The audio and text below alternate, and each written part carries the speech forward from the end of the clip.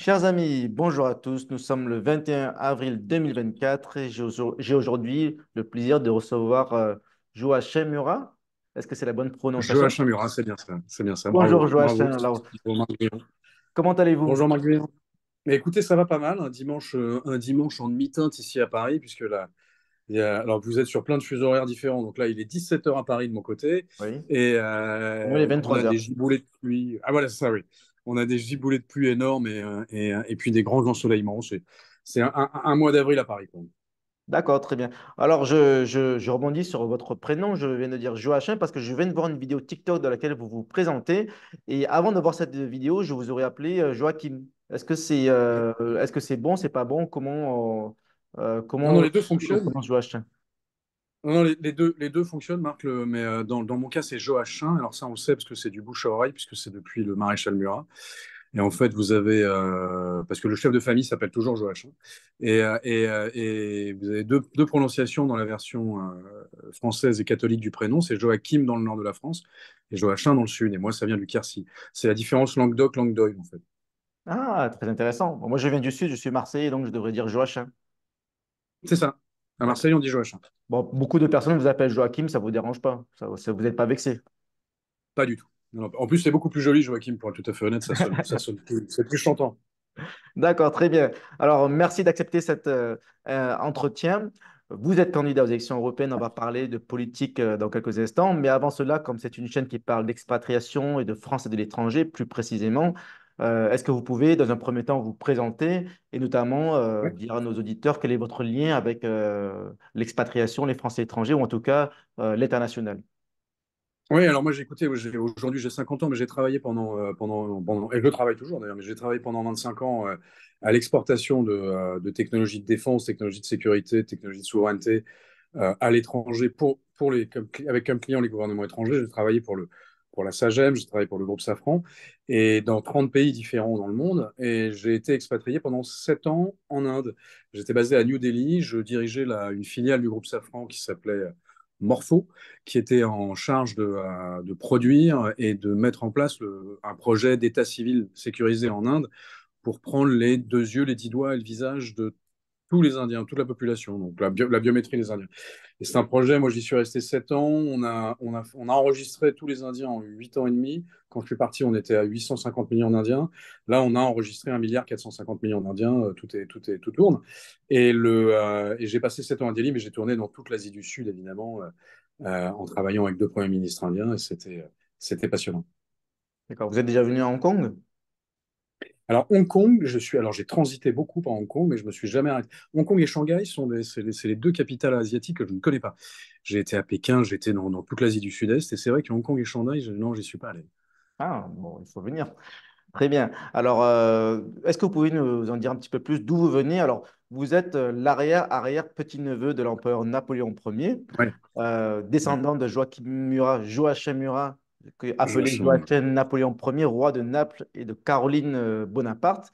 Est-ce que c'est bien cela? Qu'est-ce que vous pouvez nous dire sur votre famille? Oui, mais alors moi j'ai la chance, l'immense privilège de descendre de Joachim Murat. Joachim Murat qui était maréchal de Napoléon Ier, qui était à la tête de toute la cavalerie, mais qui a aussi été grand-duc de Berg et de Clèves et roi de Naples, et qui a épousé sa sœur Caroline Bonaparte, la sœur de Napoléon Ier. Donc je suis l'arrière-arrière-petit-neveu de Napoléon Ier et de Napoléon III. Et en 2021, donc en ligne directe, hein, c'est du premier fils par le premier fils du premier fils. Moi, je suis la septième génération. Et mon fils, qui s'appelle Joachim aussi, comme mon père, les réunions de famille, c'est très simple, a 2 ans et demi, et lui, ce sera il est la huitième génération depuis Napoléon Ier. Donc, le fils aîné, on l'appelle toujours Joachim. Toujours. C'est une Le, obligation. de- le- le fils aîné du chef de la famille, on l'appelle Joachim. C'est la marque, c'est comme ça qu'on repère le chef de la famille, parce que vous avez des princes Pierre Murat, des princes Lucien Murat, des princes Charles Murat, mais on sait que le prince Murat, c'est Joachim. Voilà. Et c'est une tradition, est-ce que c'est une règle, c'est une obligation? Est-ce qu'un jour, un Bon. fils pourrait changer d'avis parce qu'il devient woke? Je ne sais pas, il dit qu'il ne faut Ouais, pas. alors oui, vous n'êtes jamais à l'abri d'un truc. D'ailleurs, mon fils peut décider qu'il s'appelle plus Joachim, mais Caroline quand il aura 20 ans, hein. Ce qui serait Alors, qu'est-ce que un ça grand serait? choc, mais. Oui, non, légalement, bien sûr, il n'y a absolument rien qui vous force à appeler votre fille Joachim. Non, rien du tout. C'est la force de la tradition. D'accord, très bien. Alors, en quoi ces élections concernent les Français et l'étranger? D'après vous, le but de ces échanges est pour moi de faire en sorte que les Français et l'étranger qui traditionnellement votent peu aux élections françaises et les européennes encore moins. Qu'est-ce que vous pouvez leur dire pour faire comprendre que c'est quand même important, ça les impacte, en quoi ça les concerne? Oui, alors c'est très important, Marc, de rappeler qu'il s'agit bien des élections pour élire des députés français au Parlement européen. Donc il faut bien rappeler le rôle d'un député français, le rôle du Parlement européen. Aujourd'hui, le Parlement européen, bon, il y a en gros 720 députés au Parlement européen, il y en a 81 députés français. Vous savez, c'est au prorata du nombre d'habitants par pays. Donc on est le deuxième pays le plus coté en députés juste après l'Allemagne, qui doit avoir 90 députés, nous en avons 81. Et en gros, on a trois missions. Le député européen a trois missions majeures. Il discute, il amende et il vote les lois et les textes législatifs proposés par la Commission européenne. Donc, alors ça, c'est très important de garder ça en tête. Le Parlement européen, les députés européens ne sont pas force de loi. Ils ne sont pas force législative. Ils discutent, ils contrôlent et ils votent. Celui qui propose les lois, les directives, c'est la Commission. Ça n'est pas le Parlement. Mais le Parlement peut décider de ne pas voter la loi proposée par la Commission. Là, ça, c'est le premier rôle du Parlement. C'est son plus important rôle, c'est de faire des amendements et de voter les lois proposées par la Commission. Son deuxième rôle, et ça c'est pour moi absolument essentiel, c'est qu'il contrôle les institutions de l'Union européenne, hein, toutes les institutions. Donc ça, il y en a de très nombreuses, vous le savez. Il y a une, il y a une constellation de commissions dans tous les sens, une constellation de bureaux dans tous les sens, et c'est le Parlement qui les contrôle, et c'est le Parlement qui décide de l'opportunité de l'existence de ces bureaux, donc ça c'est tout de même important. Alors il élit la commission, le président de la Commission européenne, mais il n'élit pas les membres commissaires européens, il les auditionne. Mais en tous les cas, il a un contrôle complet sur l'Union européenne, et bon, puis ensuite, son troisième rôle, c'est de participer à l'élaboration du budget et au contrôle à nouveau des dépenses. Donc en fait, le Parlement européen, le rôle principal, majeur d'un député européen, c'est l'alerte et le blocage. Parce que le Parlement européen a finalement assez peu de pouvoir, dans le sens où il ne propose pas de loi, il n'est pas force de proposition de loi. Donc ce que peut faire un député, un représentant français au Parlement européen, c'est d'aller vers ses citoyens français, vers ces institutions françaises, en disant, attendez, là, il est en train de se passer un truc, qu'il y a une loi qui est en train d'essayer d'être passée. Moi, je trouve que c'est de la folie furieuse, il ne faut pas faire ça. Ça va avoir un impact majeur dans, par exemple, c'est pas la filière laitière française ou sur la fiscalité. Ça, c'est quelque chose qui va frapper immédiatement qui peut avoir un impact immédiat sur les expatriés et les Français de l'étranger, c'est la fiscalité en France, puisque pour les expatriés, ils ont encore des bouts de fiscalité en France, et pour les Français de l'étranger, peut-être un peu moins, mais en tous les cas, pour tous les expatriés, pour tous les Français de l'étranger, tout ce que va faire l'Europe va avoir un impact immédiat dans le quotidien de leurs proches et dans la vie de leurs proches restés au pays. Pour eux, ça va avoir un quotidien quand ils vont rentrer. Ça va avoir un impact quand ils vont rentrer, évidemment, en France. Et ça peut en avoir un impact immédiat si la Commission commence à décider, par exemple, de légiférer, on ne sait pas pourquoi, au fait comment est-ce qu'on peut taxer les citoyens européens qui sont en poste à l'étranger. Vous savez, un peu sur le modèle américain. Le modèle américain où les Américains, à l'étranger ou pas, ils payent énormément d'impôts et ils payent les impôts du pays où ils sont et ils payent les impôts américains. Donc Alors quand vous n'avez pas de règle de double imposition, mais c'est un cauchemar administratif pour le contribuable. Donc ça peut tout à fait sortir. C'est dans les tuyaux depuis un certain temps, surtout qu'en plus les plus actifs, il faut comprendre que il y a 7 groupes actifs qui réunissent des parlementaires européens en fonction je dirais, de leurs orientations politiques, de leurs couleurs politiques. Et vous avez notamment les groupes de gauche qui, eux, sont très, très, très, très actifs au Parlement. Ils sont beaucoup plus actifs que les groupes de droite, même si la droite, avec ce qu'on appelle le PPE, c'est le Parti populaire européen, ça rassemble en gros divers droite, et ils sont les plus nombreux, ils ne sont pas très actifs. Alors que tout ce qui est gauche, sociodémocrates, etc., sont extrêmement actifs et poussent énormément l'agenda d'une fiscalité la plus punitive possible, notamment des étrangers de l'étranger, qui sont des Français, enfin des Européens de l'étranger, qui sont considérés comme finalement des bourgeois privilégiés qui profitent d'une fiscalité extrêmement douce, alors qu'ils auront les services publics de leur pays respectif, en particulier pour les Français, puisqu'ils ont des services publics qui, jusqu'à maintenant, continuent à fonctionner, de moins en moins bien, ça c'est vrai, et très largement à cause de l'action de la Commission européenne d'ailleurs. Mais voilà, donc moi, ce que je vois, si vous voulez, c'est que ça va avoir un impact à partir du moment où vous êtes de nationalité française. Tout ce qui va se passer au niveau de l'Union européenne va avoir un impact majeur sur votre vie à venir et sur la vie de vos proches aujourd'hui. Donc c'est pour moi très important de voter pour les élections au Parlement européen parce que c'est le seul organe démocratique de l'Europe. Tous les autres organes, vous ne votez pas. Vous ne votez pas pour la Commission, vous ne votez pas pour le Conseil de l'Europe, vous ne votez pas pour les différentes cours de justice qui existent en Europe, vous ne votez pas. C'est des nominations et les seuls qui contrôlent ces nominations un petit peu, c'est les parlementaires. Donc les seuls qui représentent à peu près la population dans cette construction européenne très compliquée, ce sont les parlementaires. Et en fait, leur vrai pouvoir, c'est de pouvoir alerter et bloquer. Donc ça me paraît absolument essentiel. Oui. Très bien. Alors, vous avez aussi un engagement auprès des Français de l'étranger. En tout cas, j'ai entendu parler de vous la première fois. Je vous ai déjà vu en vrai lors de certains événements, notamment le Grand Prix du rayonnement français, dont j'étais invité par la Ouais. sénatrice, autrefois Jo Garou-Mennam, que je salue si elle nous regarde. Est-ce que vous pouvez nous en dire plus? Quel est votre rôle et qu'est-ce que c'est une œuvre caritative? Quel est votre engagement? Alors, ce Grand Prix du rayonnement français a été fondé par Joëlle Garou-Melliam, qui était à l'époque sénatrice des Français de l'étranger. Maintenant, elle est sénatrice honoraire. Je la salue aussi, c'est une amie. Et l'objectif était de remettre des prix aux Français qui, à l'étranger, faisaient rayonner la France, et à chaque fois au plus haut niveau. Donc, vous avez les prix sont remis à des prix Nobel, sont remis à des artistes extrêmement influents en dehors des frontières françaises, sont remis évidemment à des acteurs économiques qui ont un impact majeur. Donc, par exemple, Bernard Arnault l'a reçu, évidemment. Tous nos prix Nobel français l'ont reçu. Plusieurs ministres l'ont reçu. Le ministre Le Drian l'a reçu. Ce prix est sous la co-tutelle du Sénat et du ministère des Affaires étrangères, et il est sous le haut patronage du président de la République, M. Emmanuel Macron. Donc c'est le prix du rayonnement français qui est institutionnel. Si vous voulez. Et Joëlle Garau-Melliam a démissionné de son poste de présidente du prix. Elle est toujours membre du bureau du prix, mais et c'est ma femme, Yasmine, qui est maintenant présidente du Grand Prix du rayonnement français.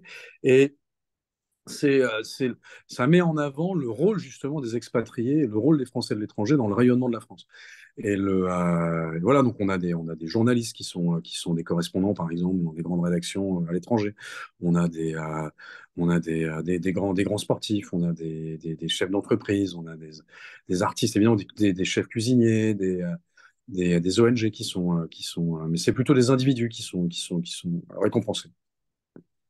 Parce que le rôle des Français de l'étranger pour le rayonnement de la France est évidemment fondamental, absolument fondamental. En plus, ce qui est très intéressant quand vous êtes Français de l'étranger, c'est que vous savez ce que c'est. En fait, vous comprenez mieux, vous avez un sens patriotique qui se développe plus que quand vous restez en France. Quand vous êtes en France, il y a une facilité, si vous voulez, de la part de tous les citoyens français, ce qui est normal, d'estimer que tout ce qu'ils ont leur est dû et est parfaitement naturel. Par exemple, la sécurité sociale, la liberté d'expression, les retraites, l'école gratuite, ça paraît absolument naturel et dû. Quand vous êtes un Français à l'étranger, vous vous rendez bien compte que ça ne l'est pas, puisque c'est le seul pays où c'est comme ça, tout simplement. Il n'y a pas d'autre pays où les soins sont gratuits, l'école est gratuite, ça ne l'est, il n'y en a pas. Voilà. Vous allez en Chine, les soins ne sont pas gratuits. Vous allez Donc là, il n'y en a pas, il y a qu'en France.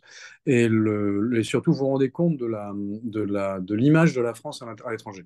L'image de la France, être français, quand vous avez des communautés d'expatriés à l'étranger, vous avez en gros deux nationalités qui en général font un effet supérieur aux autres nationalités par rapport aux étrangers et aux nationaux. C'est la nationalité américaine, normal, c'est l'empire dominant, et la nationalité française, parce que les Français, la France est encore perçue aujourd'hui comme un pays de raffinement, d'élégance. Enfin, il y a quelque chose de particulier à la France. Une Il y grosse soft a la power. liberté. Voilà, il y a quelque chose. Il y a Napoléon, la Révolution, il y a quelque chose qui reste encore. Alors, il est vrai que nos gouvernements successifs, et en particulier depuis Nicolas Sarkozy, en passant par évidemment François Hollande, et avec une accélération sous Emmanuel Macron, l'image de la France à l'étranger a été beaucoup dégradée. Et l'Union européenne ne favorise pas beaucoup non plus l'image qu'elle a vis-à-vis de l'étranger, puisque on a une, on a une présidente de Commission européenne qui prend des initiatives complètement ahurissantes, sans aucune concertation avec les chefs d'État, et certainement pas avec le Parlement, et comme par exemple de se rendre immédiatement en Israël pour dire le soutien inconditionnel de l'Union européenne à Israël. Alors ça, pourquoi pas, mais c'est pas à elle de le dire, c'est au chef d'État. Et quand elle va dire soutien inconditionnel de l'Union européenne à Israël, pour les Français de l'étranger qui sont basés dans les pays musulmans, c'est pas génial comme impact. Donc, surtout qu'en plus, c'est fait de façon absolument unilatérale. Elle a demandé à personne. Donc, immédiatement dans la foulée, vous avez des parlementaires européens, d'où le rôle des parlementaires, qui ont immédiatement dit, bien sûr, nous sommes en soutien complet avec la population israélienne, mais attention à la réaction israélienne vis-à-vis des Palestiniens. C'est-à-dire, il ne faut pas que ça se transforme en massacre de civils. Donc, le soutien n'est pas inconditionnel. Donc, vous avez une commissaire européenne qui est allée beaucoup trop loin elle a complètement outrepassé ses prérogatives à l'international. Elle a cassé un peu l'image de l'Europe en faisant ça, et avec un impact pour tous les expatriés européens hors d'Union européenne. Évidemment, les Français de l'étranger qui sont dans des pays européens, eux, l'Union européenne, normalement, ils comprennent tout de suite quel va être l'impact dans leur quotidien, même comme expatriés. Un Français qui vit en Espagne, un Français qui vit en Italie, un Français qui vit sur le territoire de l'Union européenne, lui, l'impact est évident. Il faut qu'il aille voter au Parlement européen. D'autant qu'en plus, si vous voulez, pour les Français de l'étranger, c'est assez simple parce que bon, évidemment, ce consulat, mais vous allez vous choisissez la liste qui vous convient, vous imprimez chez vous le bulletin, parce que sinon vous ne le trouverez pas au consulat, il n'arrivera jamais au consulat, vous l'imprimez chez vous et il est tout à fait valide. Un bulletin imprimé à la maison est parfaitement valide et vous allez voter au consulat de France. Donc par exemple, si vous voulez voter pour nous, le peuple, vous allez sur le site de Nous le Peuple, hein, nouslepeuple.fr, on a fait un truc très compliqué, et vous téléchargez le bulletin de vote Nous le Peuple, et voilà, et nous, Et c'est vous une, allez quand même c'est une... envoyer des bulletins ou pas? Vous allez quand même envoyer des bulletins aux Alors, on va ministères envoyer les bulletins, mais administratifs? on n'a jamais la garantie que les bulletins touchent Oui. tous les bureaux de vote à l'étranger. En France, en général, ça arrive, mais à l'étranger, vous n'êtes jamais sûr. Donc là, il suffit d'imprimer le bulletin chez vous et d'aller voter au consulat. Donc ça marche très bien.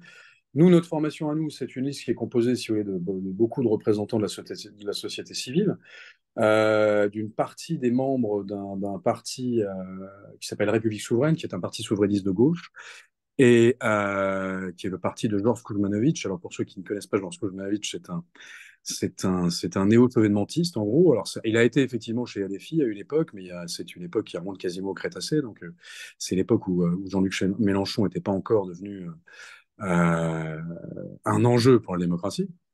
Parce que là, franchement, ça devient absolument incontrôlable. Ces prises de position, ces dérapages sont quasiment quotidiens. Là, c'était bien avant, je crois qu'il a quitté, là, il a quitté LFI en 2016-2017, il me semble, Georges. 2017? Et donc, il y a plus de 8 ans, si vous voulez, enfin, il y a déjà au moins 7 ou 8 ans. Et c'est un néo-chauvenmentiste qui est proche de Michel Onfray, qui est proche de Natacha Polony, qui est dans cette mouvance de la gauche patriote. Vous savez, un peu comme Régis Debray, comme Éric Nolot, comme Marcel Gauchet, cette gauche patriote qui a beaucoup de gueule, un peu comme Emmanuel Todd. Voilà. Et tout à fait cette tendance-là. Et avec également un parti gaulo-bonapartiste qui s'appelle l'Appel au Peuple, qui est dirigé par M. David Sarfurcala, qui est un parti bonapartiste républicain. Le parti bonapartiste n'est plus dynastique. Hein. L'objectif du parti bonapartiste n'est plus de mettre au pouvoir un Bonaparte. C'est en fait c'est du gaullisme modernisé, le parti bonapartiste. En gros. Et c'est un parti républicain, populaire et social, et évidemment souverainiste. Et ils Alors vous soutiennent allez me dire, Kumanovic? pardon? Ils soutiennent Kumanovic, ce parti, bonapartiste En républicain, fait, c'est la liste Nous le peuple que vous voyez là, pardon. La liste Nous le peuple, en fait, c'est une liste conjointe qui entre rassemble plusieurs République mouvements. souveraine de Kuzmasovic, le parti bonapartiste auquel moi j'appartiens, et des Ah. membres de la société civile, par exemple, comme on a Olivier Delorme, qui est un écrivain essayiste, qui est peut-être connu de certains de vos amis expatriés. On a aussi Philippe Grégoire, qui est le président du SAMU social agricole, qui lui n'est affilié à aucun parti, ni l'un ni l'autre, mais qui est sur notre liste. Voilà, donc je vous dis, ça prend des sociétés civiles plus République souveraine plus l'appel au peuple égale la liste Nous le peuple. Et c'est un mouvement évidemment souverainiste. Alors pourquoi des souverainistes au Parlement européen? Si vous n'aimez pas l'Europe, qu'est-ce que vous allez vous faire élire au Parlement européen? Justement parce que je vous le disais, c'est le seul endroit où on peut être une vigie et où on peut alerter et bloquer d'éventuelles dérives. Donc, on peut alerter sur ce qui est en train de se passer. Donc, la construction européenne telle qu'elle est faite depuis le traité de Maastricht, en fait, depuis 92, me convient plus du tout. Parce que on a le track record. C'est facile, hein. On a 40 à 50 ans de bilan sur l'action de l'Union européenne et de la Commission européenne. Il est comme massivement négatif, puisque quand on prend à l'échelle de l'Union des 27, l'Union des 27 en 92 et l'Union des 27 en 2024, la croissance s'est effondrée dans l'ensemble de la zone, la productivité s'est effondrée dans l'ensemble de la zone, c'est le chômage a augmenté dans l'ensemble de la zone, avec des variations par pays où il y en a qui ont plus ou moins augmenté, plus ou moins baissé. C'est grosso modo l'Europe qui devait apporter la prospérité. La réponse est donc non, il n'y a pas eu de prospérité européenne. L'Europe de Maastricht n'a pas fonctionné du tout sur la prospérité, puisque c'est une Europe qui signe des, euh, des, euh, des accords de libre-échange pratiquement sans contrepartie. Modulo le CETA, il y a quelques contreparties qui sont plutôt bonnes pour notre agriculture, mais le nouvel accord avec la Nouvelle-Zélande, on va se retrouver arrosé d'agneaux néo-zélandais, donc on ne pourra plus vendre les agneaux français, espagnols, italiens. Bon. C'est complètement ridicule. Donc, il n'y a aucune mesure de protectionniste dans le sens positif du terme. C'est-à-dire qu'on ne transforme pas les citoyens européens et français en poubelle de table. Parce que c'est exactement ce qui est en train de se passer. C'est-à-dire qu'en ce moment, ce qu'on fait, on nous appuie sur le pied et on nous vide dans la bouche du poulet au chlore, de la cerise qui vient d'Ukraine, de la cerise aux pesticides qui vient de Turquie et du maïs aux OGM qui vient des États-Unis. C'est comme pas normal. Alors que voilà, donc là, vraiment, économiquement, en termes de zone de prospérité, échec total. En termes de sécurité des citoyens, échec absolu de la Commission européenne et de l'Europe de Maastricht, puisque l'espace Schengen, en fait, c'est simplement un fait sauter les frontières. Donc tout le monde peut venir, partir, rentrer, sortir, c'est devenu absolument débile.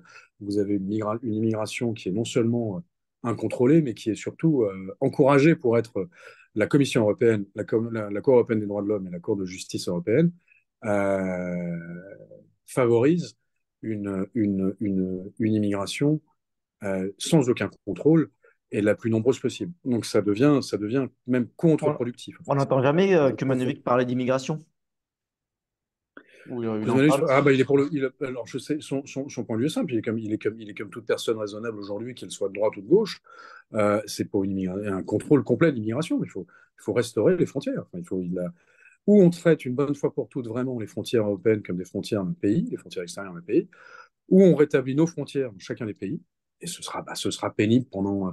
Bah oui, vous pourrez plus partir en vacances sans présenter votre passeport à l'aéroport. Bon, bah voilà, perdre 5 minutes de plus, c'est pas non plus la fin du monde.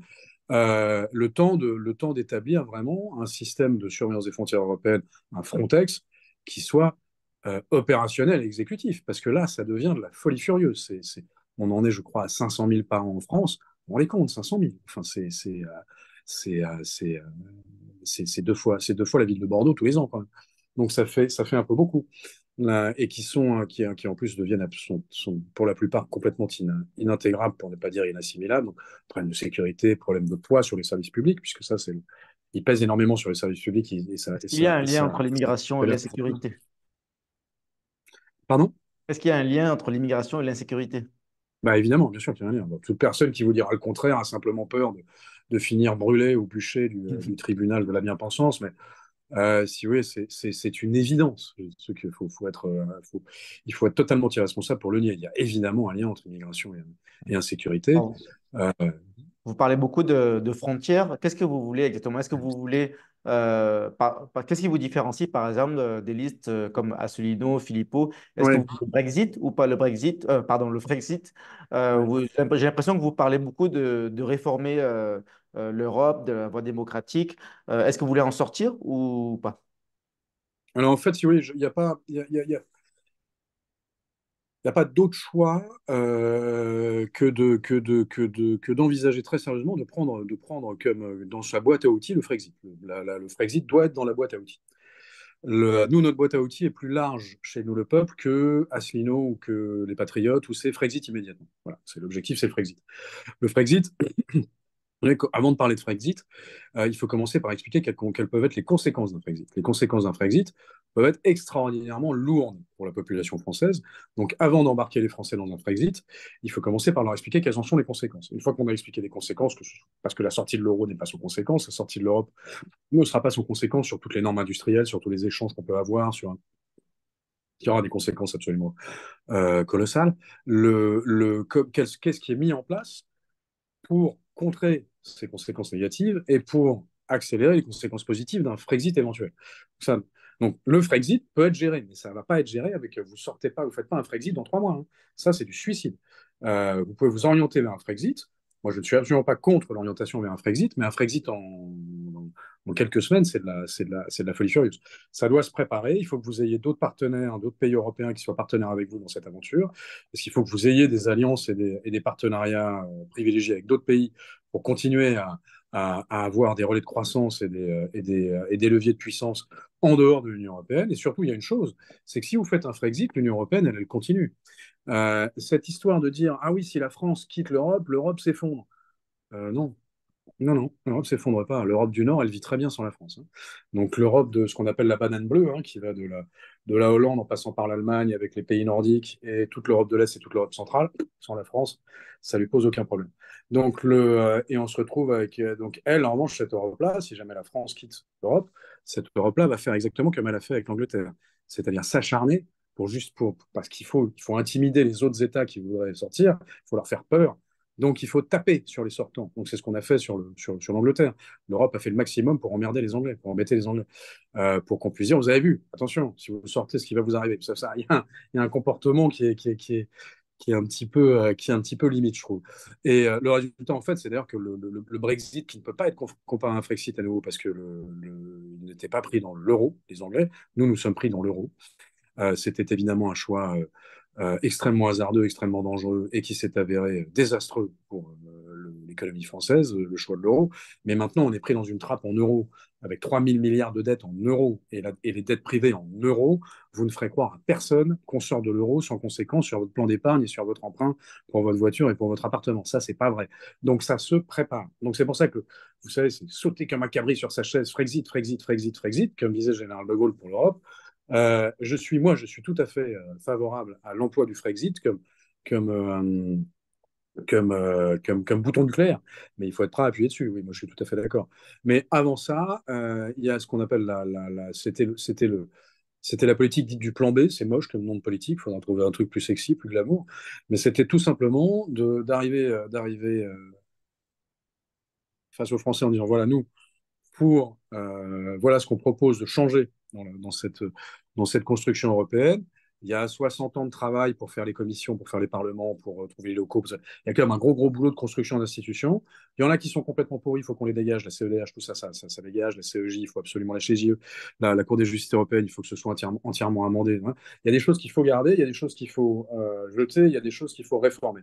Donc voilà ce qu'on propose de faire. On va aller proposer ça au Conseil, aux différents chefs d'État, pas à la Commission, aux différents chefs d'État et à ceux qui décident de la renégociation des traités, et en expliquant que de toute façon, on se donne 12 à 18 mois pour obtenir ce qu'on veut, sinon on quitte l'Europe. Et donc, si jamais on n'obtient pas ça, je vous signe en bas à droite, et je vous mets même dans ma constitution, qu'il y aura un référendum pour la sortie de l'Europe éventuelle de la France. Donc vous utilisez le Frexit comme un levier de négociation quand vous allez amener. Les négociations peuvent ne pas aboutir, mais si elles n'aboutissent pas, c'est Frexit. Voilà. Mais ça vous donne quand même tout le temps de préparer ce Frexit, etc. etc. Faire un Frexit dans les 2-3 mois, c'est vraiment pas responsable. En revanche, le faire me paraît peut-être être finalement la bonne solution si on n'arrive pas à obtenir ce qu'on veut. Je sais quand on écoute François Asselineau, qui est un homme pour lequel j'ai beaucoup de respect et qui a fait un travail absolument formidable, quand on l'écoute, il nous explique qu'on ne peut pas réformer l'Europe de l'intérieur. Bon, très bien. C'est pas mon avis. C'est tout. Je peux absolument me tromper, mais il peut se tromper aussi. Donc, nos équipes à nous pensent que c'est possible, en arrivant à la table de négociation avec une arme aussi importante que le Frexit, et en ayant d'abord préparé un peu le terrain. Mais un Frexit immédiat, ça me paraît un peu irresponsable. Frexit potentiel, potentiel mais certain, c'est-à-dire que la sanction est certaine. C'est pas, ou attention, je vais peut-être utiliser le Frexit. C'est non, si j'ai un mandat qui est clair, enfin là, on parle du Parlement européen, c'est pas le mandat qu'on donne aux gens au Parlement européen, mais notre objectif à nous, le peuple, c'est s'il n'y a pas de renégociation réussie, Frexit, oui. Mais on commence par une renégociation. En tout cas, entre les partis dits souverainistes, les listes ne sont pas encore déposées. Euh, Non. Pourquoi vous ne faites pas une liste en commun avec Alors on Filippo? a essayé. Non. On a essayé. Je vous assure qu'on a essayé. Là. Notamment, la République souveraine a fait les rencontres de la souveraineté pendant tout l'été. Ils ont fait plusieurs rencontres de la souveraineté où étaient invités M. Philippot, M. Asselineau, Ils sont venus? euh, M. Bannon, ils ne sont pas venus. Et était invité M. Dupont-Aignan, il est venu. Était invité M. Julien Aubert, il est venu. Était invité tous les autres. Tous les autres sont venus, mais pas eux. Donc, donc voilà, Écoutez, moi, en tous les cas, mon seul message à vos auditeurs et spectateurs potentiels, c'est voter. Votez qui vous voulez, mais votez, parce que c'est le seul organe démocratique des institutions européennes. Les institutions européennes ont un impact sur votre quotidien qui est colossal pour vos proches qui sont sur la zone Union européenne et qui va avoir un impact colossal sur votre vie quand vous serez de retour. Donc, prenez ça un peu au sérieux. Mais votez pour un député qui vous servira de vigie, qui vous servira de code d'alerte, qui vous servira de canari dans la mine et qui en plus réussira à bloquer un peu certains abus potentiels. Le vote au Parlement européen, aujourd'hui, c'est pas ça qui vous amène le Frexit. Hein. C'est le vote à la présidentielle qui vous amène le Frexit. Donc là, on n'est pas du tout candidat à la présidentielle, on est candidat au Parlement européen. Mais notre orientation, notre état d'esprit, c'est la réforme ou la destruction de l'Union européenne de Maastricht. D'accord, très bien. Est-ce que vous vous définissez plutôt de gauche ou de droite? Alors moi, je suis un centre droit. En fait, je suis un gaulliste social. En fait, c'est que je suis un homme de droite dans le sens où je suis, contrairement à plusieurs membres de la liste, je ne suis absolument pas antilibéral. Je suis tout à fait pour un libéralisme économique, avec un contrôle étatique pour éviter les externalités négatives du libéralisme, évidemment. Mais le néolibéralisme pur, dur et chimiquement pur de l'Union européenne est un désastre. Mais ça ne veut pas dire pour ça qu'il faut arrêter le libéralisme. Donc moi, je suis un libéral, mais je suis un défenseur acharné des acquis sociaux français, notamment du modèle social français et des services publics français. Or, la construction européenne détruit ces services publics français, parce que d'abord, les services français, ils sont détruits par plusieurs choses. La première, c'est simplement que la prospérité française coule. Et elle coule assez largement du fait de politiques justement déloyale, économique déloyale de la part de l'Europe, où on met en compétition les employés français avec les employés polonais. Oui, le fameux plombier polonais, oui, c'est un vrai problème. Avec les employés, bientôt avec les employés ukrainiens, ça continue. Et où on impose à toutes les industries, il n'y a pas que l'agriculture, mais l'agriculture, c'est celle qui en souffre le plus, des normes éco-participative, certainement de très bonne intention, mais complètement délirante, qui bloque complètement le développement de nos entreprises, de notre agriculture. Ça, on se les impose à nous, mais on ne les impose pas aux extérieurs. À l'extérieur, on les fait venir. Vous pouvez acheter de la cerise turque aux pesticides hardcore dans n'importe quel supermarché français. Vous pouvez acheter du poulet au chlore ukrainien dans n'importe quel. C'est lamentable. Lamentable. Comment est-ce que vous voulez que les gens qui font de l'agriculture en France ou en Hollande survivent dans des conditions pareilles? Donc ça marche pas du tout, leur système. Hein. Donc il faut impérativement modifier ça. Et ça détruit la prospérité, la croissance et la richesse et la valeur dans les pays. Et donc, la possibilité de financer des services publics qui fonctionnent. Donc là, vous n'aurez pas de services publics et de modèle social sans prospérité et sans productivité. Ça n'est pas possible. Donc ça n'existe pas. Donc il faut trouver quelque chose qui remette les gens au travail et qui relance une prospérité pour remettre les gens au travail. Il faut déjà qu'ils soient bien payés. Parce que le gros drame aujourd'hui, c'est que quand vous êtes payé 2000 euros en France, vous touchez 1005 dans le meilleur des cas. Parce qu'à 2000 euros, vous n'êtes pas encore imposé de façon trop atroce et vous coûtez 4000 à votre employeur. Donc, c'est absolument génial. Donc, vous touchez 1005 sur 4000, c'est complètement débile. Donc, il y a un truc qui ne va pas. Donc, il y a toujours un équilibre à trouver entre une pression fiscale, le financement de services publics une pression fiscale qui n'empêche pas l'initiative individuelle et le développement d'initiatives privées, et ça reste celui qui fonctionne. Mais ça marche que si vous avez une vraie prospérité. S'il n'y a pas de prospérité, c'est foutu. Il va falloir en sacrifier un. Et celui qu'on va sacrifier, c'est le service public. Donc là, c'est évident. Aujourd'hui, quand vous rentrez en France, les services publics sont dans un état lamentable. Vous avez un enfant en bas âge qui attrape la bronchiolite. Vous êtes en mode panique pendant toute sa bronchiolite en espérant que vous n'aurez pas à l'amener aux urgences. Parce qu'il n'y a plus aucune urgence pédiatrique en France qui fonctionne. On est dans un pays où des bébés peuvent mourir de bronchiolite au XXIe siècle. C'est de la folie furieuse. On est dans un pays où vous avez les personnes âgées qui meurent aux urgences parce qu'on les oublie pendant 27 ou 28 heures. C'est de la folie furieuse. On est dans un pays où à l'école, il y a des pans entiers de l'histoire nationale et mondiale qui ne peuvent plus être appris parce qu'ils sont intimidés on est sous l'intimidation d'un courant islamo-frériste complètement délirant et pas du tout contrôlé. Ce même courant islamo-frériste qui est un acide qui ronge absolument toute l'Europe et dont la Commission européenne favorise le développement. On est chez les dingues. C'est que la Commission européenne finance des associations dont on sait que ce sont des associations de frères musulmans, de salafistes et de djihadistes. On le sait et on finance ça avec nos impôts européens. Et la Commission européenne fait des publications en faisant la promotion du port du voile. Mais enfin, ça va pas du tout.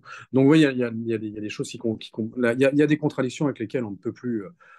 Et c'est la raison pour laquelle, enfin, on peut plus se taire face à ces contradictions. C'est pour ça que moi j'ai décidé de m'engager dans cette campagne parce que c'est trop, quoi. Ça suffit maintenant. Donc, voilà.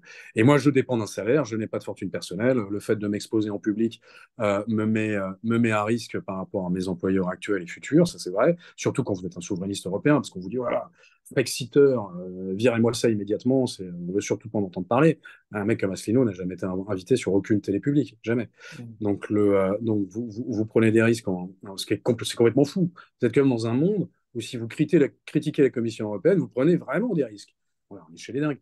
Donc moi, j'en ai assez, j'y vais. Je pense que les risques sont quand même raisonnables. Et je vous invite simplement à faire un seul effort, allez voter.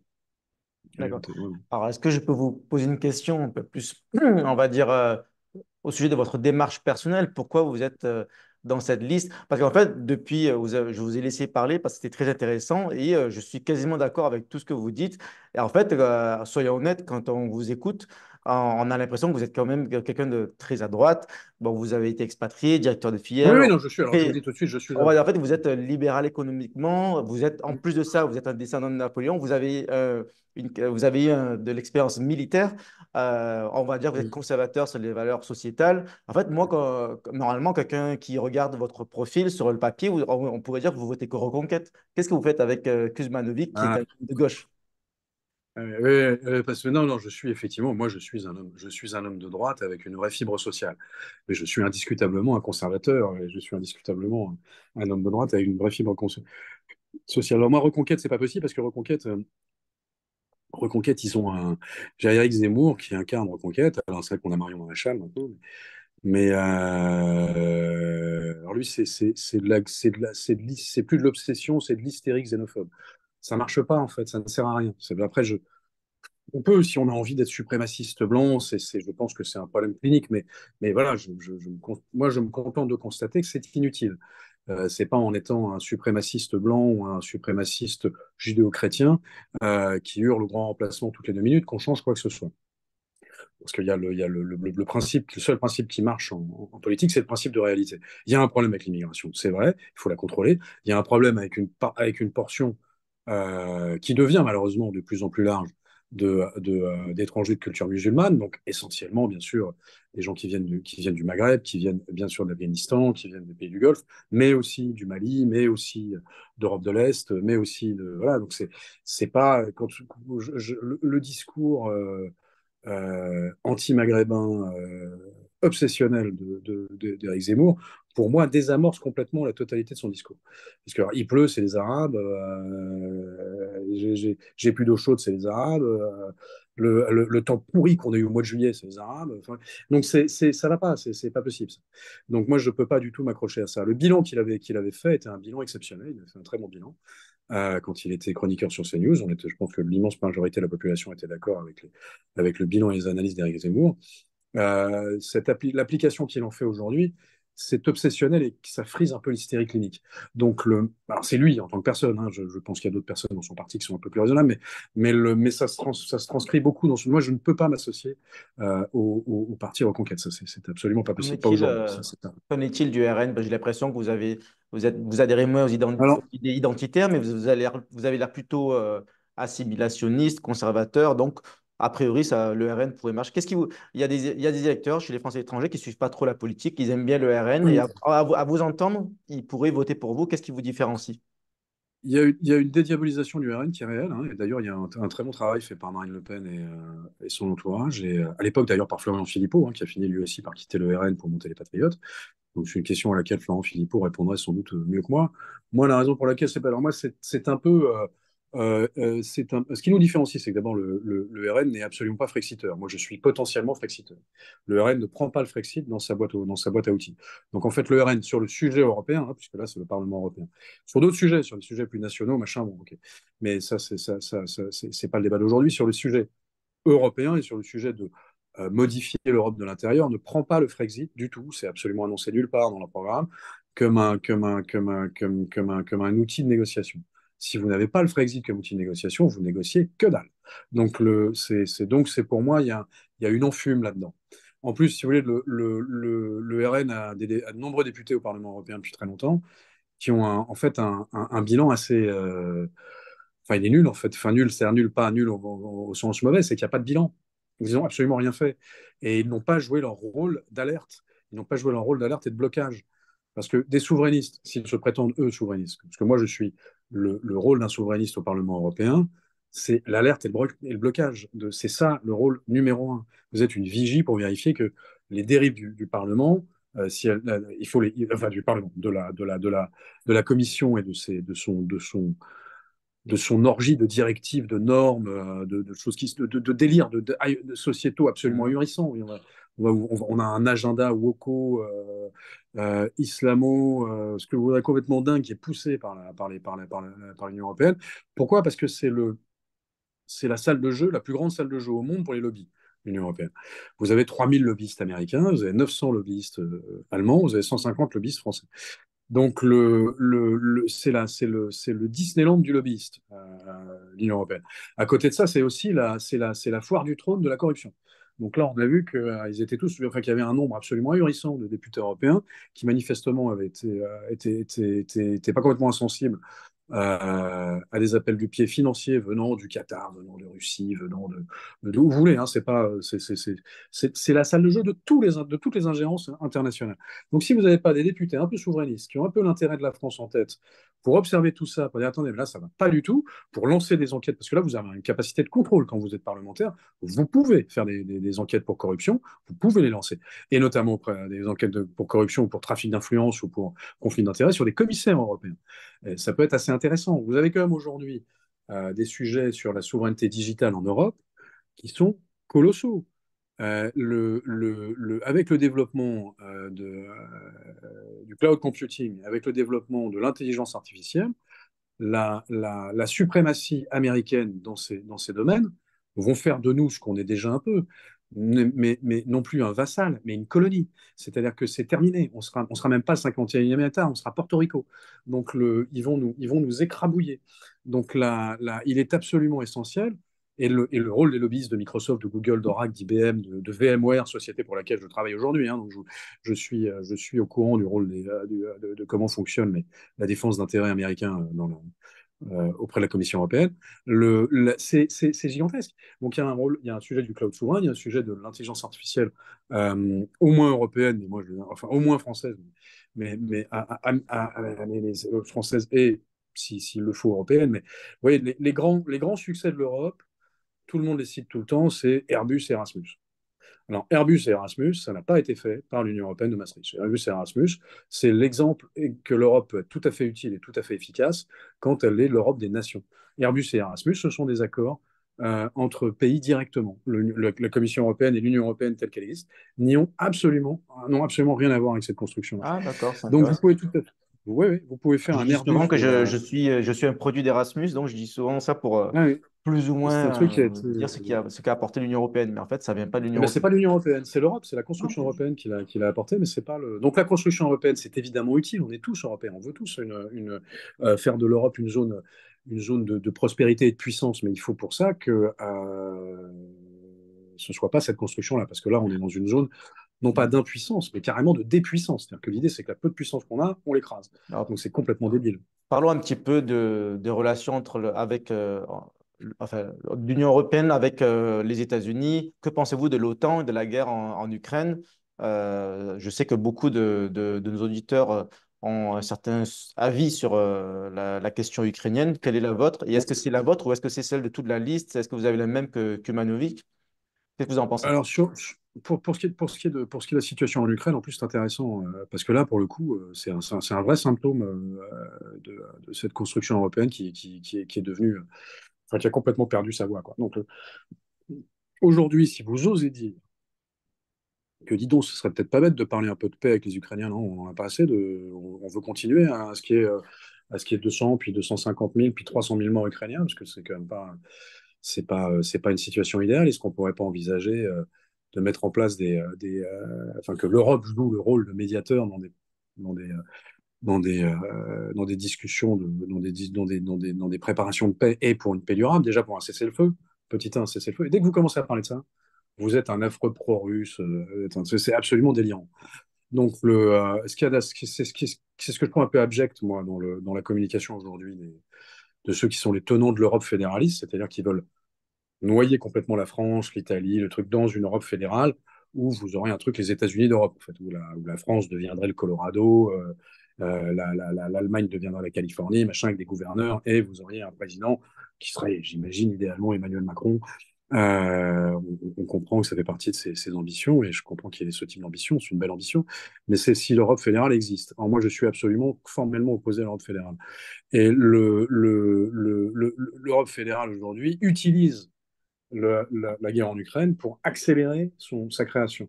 Vous avez M. Mario Draghi qui parle clairement de la création d'un État européen pour permettre une Europe de la défense et une Europe de la puissance. Non, Airbus n'aurait jamais marché si c'est la Commission européenne qui avait décidé de la mettre en place, et l'Europe de la défense ne marchera pas si c'est pas par des accords bilatéraux et des accords multilatéraux d'État à État. Il s'agit de sujets beaucoup trop sensibles pour qu'on puisse se permettre de parler d'Europe de la défense sans que ce soit une vaste blague. L'Europe de la défense, non, il y a des accords bilatéraux qui peuvent être trilatéraux, puis quadrilatéraux, puis attirer d'autres gens. Vous avez une France qui a la frappe nucléaire, elle pourrait jouer le rôle des États-Unis dans l'OTAN, auprès de l'Europe. Elle pourrait dire, écoutez, moi, j'ai le parapluie nucléaire, alors c'est moi qui ai le bouton, les gars, hein, faut pas déconner, je vais pas le partager quand même. Parce qu'on a une France qui se dit qu'elle va partager le bouton nucléaire avec l'Allemagne. C'est une très bonne idée, ça, partager une force de frappe militaire avec les Allemands. On sait qu'ils se sont toujours très bien comportés dès qu'on les remilitarisait, les Allemands. Là-dessus, l'histoire est absolument exemplaire. Donc, c'est une bonne idée de vouloir partager le bouton nucléaire avec les Allemands et avec l'Europe. Enfin, c'est de la folie furieuse, on est là. Donc, ou même son siège de sécurité au Conseil de Mhm. sécurité, adieu, maintenant ce sera les Européens. C'est hors de Oui, oui. question. Enfin, je refuse catégoriquement que des illuminés européistes pro-atlantistes disent tiens, ça y est, on abandonne notre siège au Conseil de sécurité, on le donne à l'Europe. On le donne d'ailleurs sur la von der Leyen, ça va pas, non? Donc, non, ça, c'est niette de chez niette Ouais. de chez niette. Voilà, là, on est Et le d'accord, non de hein. chez non de chez. Mais Et alors, mais l'Ukraine, qu'est-ce qu'on donc, fait de l'Ukraine? donc sur l'Ukraine, si vous voulez, moi je suis pour que l'Europe et en tous les cas la France, mais là on parle du Parlement européen, donc que l'Europe joue un rôle de médiation et un rôle d'accélérateur d'un cessez-le-feu et d'une négociation d'une paix durable. Donc aujourd'hui, si l'Europe ne peut pas faire autrement effectivement que de venir en aide à l'armée ukrainienne en continuant à l'armer, parce que si vous n'armez pas l'armée ukrainienne, genre, la négociation de cessez-le-feu, les Russes, ça va les faire marrer, donc il n'y aura pas de cessez-le-feu, ils vont simplement écraser ce qui reste à écraser de l'Ukraine. Les Russes sont tous des clowns et des comiques. Mais ce cessez-le-feu et cette négociation de paix, malheureusement aujourd'hui, n'arrivera pas avant les élections américaines, ça, c'est sûr et certain. Les Russes ne s'assieront à aucune table de négociation tant qu'on n'aura pas le nouveau président américain. Parce que si c'est Trump, ça change la donne par rapport à l'administration Biden. Mais déjà, même l'administration Biden commence à en avoir plus que ras-le-bol de la guerre en Ukraine parce que le peuple américain ne soutient pas du tout cette guerre. Donc là, ils viennent de voter 61 milliards, je crois, de budget Oui. américain pour pour l'aide à l'armement ukrainien, on sait ce que c'est quand les États-Unis votent un budget comme ça, c'est qu'en fait, c'est de la subvention déguisée pour les industries américaines. C'est-à-dire que c'est le contribuable américain achète des armes américaines, donc ça rentre au bilan de Lockheed Martin, de General Dynamics, etc., etc. Et tout ça est de Boeing, et tout ça est envoyé ensuite en Ukraine. Mais c'est de la subvention déguisée, en fait. Et du côté C'est du français, protectionnisme. qu'est-ce qu'on fait? Est-ce qu'on continue à envoyer de l'argent en Ukraine et est-ce qu'on continue à aider l'Ukraine avec des équipements militaires? Et est-ce qu'on amène Alors, des troupes au oui, sol? moi, je suis pour le soutien d'armement conventionnel à l'Ukraine, avec aucune capacité de frappe.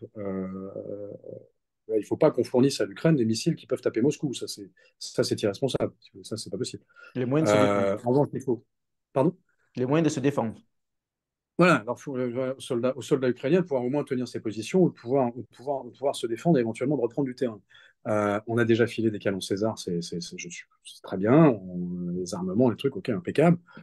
Certainement pas de troupes au sol. Alors ça, je suis complètement, mais alors strictement opposé à la présence Parce qu'alors là, l'engrenage, vous comprenez que là, aujourd'hui, si vous voulez, on est en fait dans une co-belligérance douce parce qu'on fournit beaucoup de pays occidentaux et fournissent un soutien financier et logistique à l'armée ukrainienne. Et la Russie, pour le moment, considère, OK, très bien, il y a une ligne rouge qui n'a toujours pas été dépassée. Vous envoyez des troupes au sol, vous dépassez une ligne rouge, et là, pardon, mais personne ne sait jusqu'où ça va nous emmener dans un monde où tout le monde dispose de l'arme nucléaire. Et le peuple russe et les dirigeants russes n'ont absolument pas l'état d'esprit, la mentalité et les réflexes des démocraties occidentales et des citoyens de démocratie occidentale. Donc le résultat peut être totalement désastreux. Peut-être. Et est-ce qu'on envoie de l'argent? Pardon. Est-ce on envoie des aides financières? Moi, je suis absolument partisan d'envoi d'aide matérielle, c'est de le faire à l'américaine. Quand les Américains vous disent qu'ils envoient 61 milliards, en fait, ils achètent 61 milliards de matériel américain et ils envoient ce matériel donc moi, pourquoi pas, très bien. Moi, qu'on achète du matériel français et qu'on l'envoie, que ce soit du matériel pour les hôpitaux, que ce soit du matériel pour les médicaments, que ce soit du matériel pour reconstruire les trucs, très bien. Mais moi, je suis pour l'envoi de matériel. Donc, évidemment, de la nourriture, évidemment, des choses comme ça. Je suis plus pour l'envoi de matériel que pour le financement, parce que avec les financements, vous savez, vous avez toujours un problème numéro un, c'est que vous ne savez absolument jamais ce qu'il fait du financement.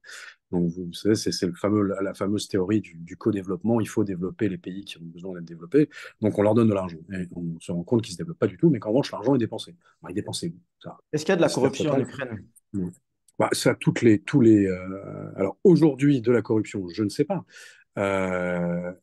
Mais jusqu'avant le déclenchement des hostilités, c'était Transparency International là-dessus était absolument impitoyable. Oui, l'Ukraine était un des pays les plus où ce qu'on appelle le sentiment. Vous savez, c'est l'indice de corruption. En fait, il est basé sur un sentiment de corruption. C'est comme le fameux sentiment d'insécurité.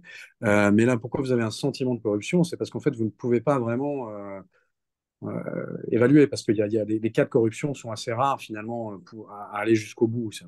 Mais il y a un sentiment de corruption. Et donc dans le truc de sentiment, donc Transparency International et l'indice de corruption des Nations Unies classaient toujours l'Ukraine en tête de podium des pays les plus corrompus. Oui. Donc Ok, très bien. Bah, écoutez, c'est pour là, ça que moi je suis tout à fait pour l'envoi de matériel, certainement pas de troupes, certainement pas d'hommes et tant qu'à faire pas d'argent. Oui. d'accord. Alors, j'ai une question. Imaginons que vous fassiez 5%, donc vous êtes élu parce que vous êtes en troisième position, c'est bien ça. Ouais, Euh, ouais, moi je fais voilà, partie donc des élus. quel sera votre mandat? Déjà, dans quel groupe pensez-vous siéger? Et qu'est-ce que vous ferez de différent que les députés RN? Vous avez parlé des députés RN là, tout à l'heure en disant qu'ils n'étaient peut-être pas efficaces. Qu'est-ce que vous feriez qu'ils soient efficaces pour faire du blocage, etc., du lobbying, ce dont vous avez parlé? Donc, qu'est-ce qui ferait Bah, votre spécificité? déjà, moi, j'aurais une tendance à surveiller absolument tout ce qui se passe en termes de corruption, en termes de travaux des commissions, savoir un peu dans quelle direction ça va. Parce ils nous font beaucoup de choses à l'envers. Vous savez, ils inventent beaucoup de trucs qui sont noyés dans des textes de dizaines de milliers de pages. Donc, être très attentif à tout ça. Et moi, je vous dis, mon objectif numéro un étant la protection, bien sûr, de l'industrie française, de l'agriculture française et des emplois français. Donc, ça, c'est mon objectif numéro un. Mon objectif numéro 2, c'est de garantir la sécurité physique des Français et la survie des services, des services publics français. Et pour ça, ça veut dire renverser complètement le paradigme sur la gestion de l'immigration en Europe. La loi immigration qui a été passée par l'Union européenne, c'est une blague. Enfin, le truc, c'est simplement comment répartir les migrants, continuer à en accueillir un maximum, et cette fois-ci, on les saupoudre. Bon, très bien, ça continue à pas coller, si vous voulez. Donc ça, c'est absolument inacceptable. Ensuite, il faut absolument, en termes de sécurité, pousser la coordination, et ça peut se faire grâce aux discussions entre parlementaires, mais ça doit être plutôt interétatique, mais les parlementaires peuvent pousser ce genre de choses. Euh, la lutte coordonnée contre les organisations criminelles, notamment les organisations criminelles transfrontalières, parce qu'aujourd'hui, on a des organisations criminelles qui viennent du monde entier, que ce soit d'Albanie, de Tchétchénie, du Maroc, d'Algérie, vous savez, la Mokromafia, qui est une mafia marocaine, hein, qui a menacé de mort le Premier ministre néerlandais et de kidnapper la fille du roi de Hollande. Là, il faudrait peut-être qu'on commence à arrêter de se laisser balader par des. Enfin, la Hollande est en train de devenir un narco-État, la Belgique est en train de devenir un narco-État, certaines villes de la PACA sont déjà des narco-États, donc de la Provence-Alpes-Côte d'Azur. Il faut arrêter tout de suite cette contagion, parce que sinon, il y a un effet de cliquet sur l'arrivée de l'argent, de la drogue dans les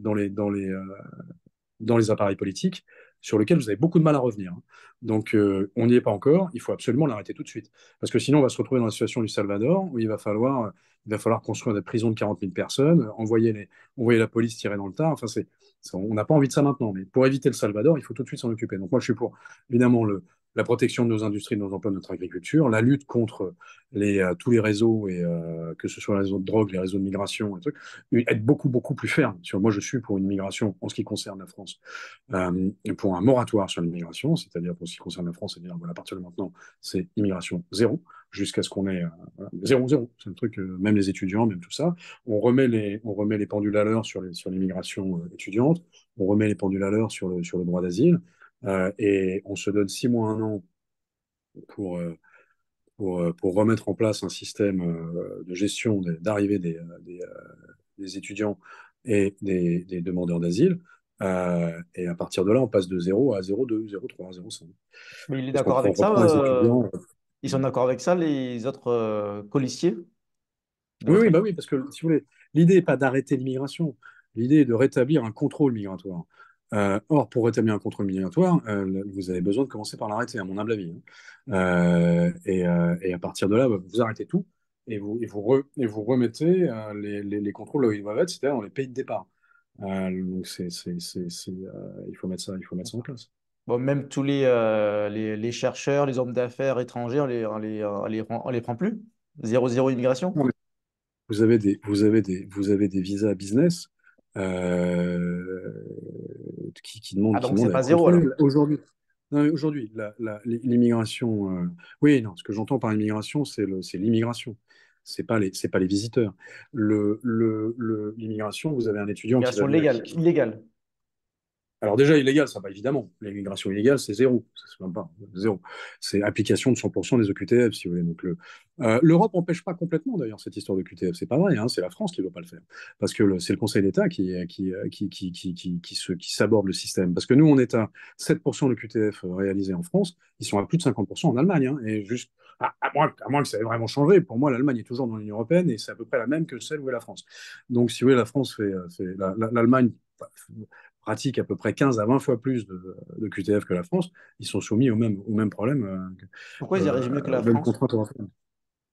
Tout simplement parce ils ont la volonté de le faire. Ils le font. Donc, vous savez, ils négocient, à mon avis, plus intelligemment quand vous obtenez un visa, quand le pays vous donne un laissez-passer consulaire. Ça, c'est le truc, voilà. Même un visa business. Tu veux un visa business, je veux un laissez-passer consulaire. Et voilà. Donc, ça fait partie. Alors, vous faites ça par zone. En fait, vous faites ça de façon parfaitement injuste. Il n'y a aucune raison d'être juste sur ce sujet. Personne n'est juste sur ce sujet. Pourquoi on devrait être universel et juste sur ce sujet? Il y a des zones à problème sur lesquelles je suis désolé. Si vous voulez un visa, c'est obligation d'avoir un laissez-passer consulaire délivré par le pays, sinon vous n'aurez pas le visa. Donc, il y a des zones entières sur lesquelles, vous savez, la Tchétchénie, par exemple, je pense que Bon, la Tchétchénie, vous me direz, c'est une région russe, mais ça me paraît pas délirant d'exiger D'accord. un visa. Voilà, vous avez d'autres zones comme l'Afghanistan, beaucoup de pays du Maghreb qui posent des problèmes d'infiltration de réseaux de drogue et de salafistes, qui doivent être, qui doivent faire l'objet d'accords bilatéraux et de contrôles beaucoup plus poussés, bien sûr. Et ça me paraît. Ok. Vous m'avez pas répondu sur le groupe. Dans quel groupe vous allez siéger au Parlement européen? Bonne question. Alors moi, le PPE est le groupe le plus important, mais qui est en fait malheureusement le plus inactif. Donc c'est le plus important, le plus inactif. Donc ça, c'est un truc avec lequel il faut qu'on voit avec Georges où est-ce qu'on serait où est-ce qu'on serait le plus pertinent et surtout avec le plus d'impact. Parce qu'après, vous avez un groupe qui est un groupe un peu souveraino, qui est son nom m'échappe là, mais qui est un groupe un peu identitaire, un peu. ECR? Euh, Pardon? ECR, celui de Giorgia Oui, je Meloni? crois que c'est ça. Je crois que c'est ECR. Là, pour le coup, Oui, mais Kumanvi, il va pas siéger là-bas, lui. Enfin, vous, ils peut-être. sont, ils sont ECR. Ça paraît pas collé avec le. Parce que là, ECR, c'est un truc vraiment anti-immigration pur et dur. Nous, notre truc n'est pas strictement anti-immigration. Notre truc est anti-gestion débile de la situation par la Commission européenne. Et il n'y a pas que l'immigration qui est gérée de façon débile.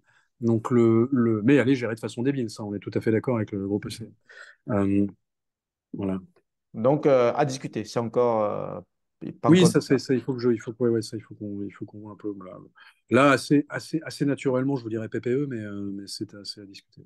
PPE, mais pas soutien de von der Leyen. Ah Si? bah non. Donc, un peu comme Bellamy. C'est ce qu'il dit. Il soutient pas von der Leyen, mais il est quand même PPE. Il fait un très bon boulot d'ailleurs, Bellamy. Un des seuls parlementaires européens qui fait un travail justement d'alerte et de blocage. Lui, il le fait, lui, Bellamy. Donc à nouveau, votez pour qui vous voulez, mais votez. Et D'accord. Bellamy, je trouve qu'il fait du très bon travail. En revanche, effectivement, les LR, alors là, ils veulent, enfin, je veux dire, prétendre changer l'Europe de l'intérieur en s'interdisant la possibilité d'un Frexit, ça me paraît pas réaliste. Donc voilà. D'accord. Très intéressant. Mais est-ce que vous avez un dernier mot, une annonce, quelque chose dont vous voulez, quelque chose que vous avez sur le cœur, un dernier commentaire? D'abord, merci beaucoup à tous les Français qui ont suivi cette vague d'aventure et qui ont eu cette intelligence du grand large. J'aimerais surtout, n'oubliez pas que la France a vraiment besoin de vos énergies, de votre intelligence et de votre expérience. Donc, à un moment, il faut rentrer. Ou, en tous les cas, faites vraiment ce que vous pouvez pour nous aider là où vous êtes. Votez à toutes les élections, même le Parlement européen. Votez à toutes les élections. Il n'y a que ça qui fait que vous serez entendu. Donc, le vote, c'est vraiment utile. Donc, l'abstention est favorisée systématiquement notamment par le pouvoir en place aujourd'hui, puisque, comme vous le savez, l'actuel pouvoir en place a une légitimité qui est finalement électorale finalement assez faible et qui ne tient que grâce à l'abstention et grâce à ce jeu à nouveau de c'est moi ou Radour sur Glane. Donc, si vous n'allez pas voter, vous maintenez en fait, c'est ça qui maintient euh, cet attentisme et ce petit robinet d'eau tiède qui est à la tête de la France depuis, disons, Nicolas Sarkozy, et qui s'est mis à plat devant toutes les pires ingérences étrangères et qui a vendu tous nos trésors nationaux, toutes nos étoiles industrielles, tous nos trésors architecturaux, la totalité de l'avenue Montaigne, vous le savez, appartient à des fonds de pension allemands. Et alors, vous allez me dire, bah, tant mieux, parce que comme ça, ce sont les fonds de pension allemands qui entretiennent l'avenue Montaigne et qui payent les impôts, les taxes d'habitation et les impôts locaux. Oui, oui, c'est vrai. C'est vrai, c'est pas mal. Sauf que la totalité des loyers sont perçus par les retraités allemands. Donc voilà, que les loyers de l'avenue Montaigne soient entièrement perçus par les retraités allemands, moi, ça me plaît pas complètement. Et tout ça n'est rendu possible que parce qu'on une série d'émissions, parce que vous n'allez pas voter. Donc allez voter. Voilà. Donc, mot de la fin, allez voter. C'est un très bon mot. Merci beaucoup, Joachim, et j'espère à très bientôt. Je vous souhaite une bonne campagne. Merci Marc. À bientôt.